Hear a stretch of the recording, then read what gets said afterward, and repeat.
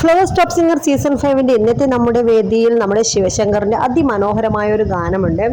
അപ്പോൾ Shyam sir music ചെയ്ത് ചൂനക്കര രാമൻകുട്ടി വരികൾ എഴുതി ഈ ഒരു ഗാനം ആലപിച്ചിരിക്കുന്നത് കെ.ജെ. യേശുദാസും സിന്ധു ദേവിയും ചേർന്നാണ്. അപ്പോൾ ഈ ഒരു സിനിമ എന്ന് വെച്ചാൽ കോട്ടയം കുന്നച്ചൻ എന്ന സിനിമയിലെ ഹൃദയവനിയിലെ ഗായികയോ യവനകഥയിലെ നായികയോ എന്ന് തുടങ്ങുന്ന അതിമനോഹര ഗാനമാണ് ശിവശങ്കർ വേദിയിൽ നിഷ്പ്രയാസം ആലപിക്കുന്നത്.